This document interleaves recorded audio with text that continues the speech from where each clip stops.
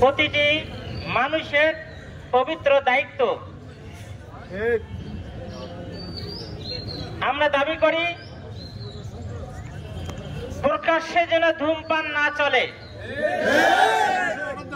খোলা খাদ্য দোকান খোলা রেখে যেন খাদ্যের কারবার না হয়, অশ্লীল কথা, অশ্লীল ভিডিও, অশ্লীল গান বাজনা বন্ধ করতে হবে। এজন্য সকল জনগণের বিশেষ করে মুসলিম ভাইদের সহযোগিতা কামনা এবং সরকারের সহযোগিতা কামনা এবং ভূমিকার দাবি করছি। সংগ্রামী ভাইরা, 17 আগস্ট থেকে 17 জুলাই থেকে 5 আগস্ট পর্যন্ত 16 বছরের দুঃশাসনের অত্যাচারী সরকার এই দেশের মানুষের বাক স্বাধীনতাকে বন্ধ করে দিয়েছিল, কোরআনের কথা বলা বন্ধ করে দিয়েছিল, মানুষের কল্যাণের কথা বন্ধ করে দিয়েছিল। শিশুরা মাহে রমজানের পবিত্রতার দাবিতে রাজপথে আজকের মধ্যে একটা প্রোগ্রাম করেছিল। ক্লাস 5-6 এর ছেলেরা, তাদেরকে লাঠি চার্জ করা হয়েছিল, ছত্রভঙ্গ করা হয়েছিল। সেই জালেম সরকার মহান আল্লাহ পাকের বিশেষ রহমতে দেশবাসীর দেশপ্রেমিকের কারণে, পরে করে আল্লাহর প্রতি তাকওয়া রাখার কারণে, সবার সহযোগিতায় জালিম সরকার দেশ থেকে, ইসলামের শত্রু দেশ থেকে পালিয়ে যেতে বাধ্য হয়েছে। আমরা ইসলামের শত্রুকে দেশের রাষ্ট্রীয় ক্ষমতায় দেখতে চাই না, এ দেশের চোরকে রাষ্ট্রীয় ক্ষমতায় দেখতে চাই না,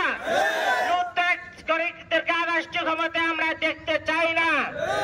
সোনার বাংলা, আমরা মানুষ হব সোনার, আমাদের সন্তানদেরকে তৈরি করব সোনার মানুষ, মানুষের উপকারী হবে, মানুষের ক্ষতিকর হবে না।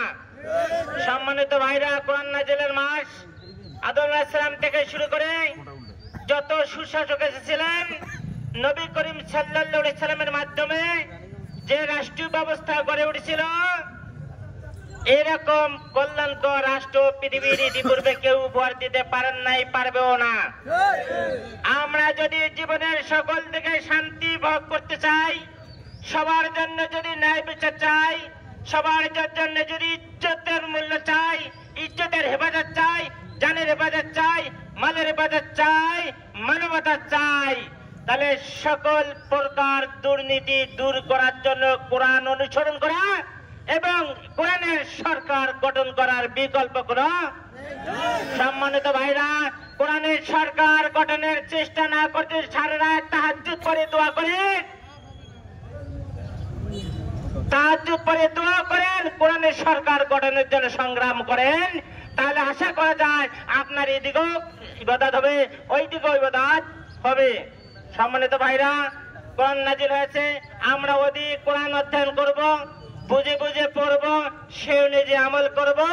এই রমজান মাসে প্রতিটি নাগরিকের কাছে কোরআনের সঠিক দাওয়াত পৌঁছে দেওয়ার জন্য সুন্দর পরিকল্পনা এবং বাস্তবায়নের জন্য আমরা সর্বাত্মক চেষ্টা করব এবং সবার সহযোগিতা কামনা করব।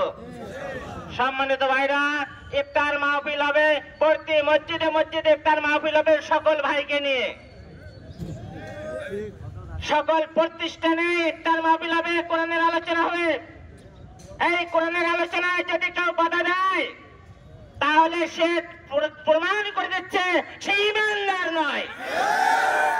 এই কোরআনের আলোচনা বাধা দিতে যারা সহযোগিতা করে পরিচয় দিচ্ছে তারা ঈমানদার নয়, তারা মুখে মাত্র মুসলমান বলে, মুখে মাত্র ঈমানদার বলে।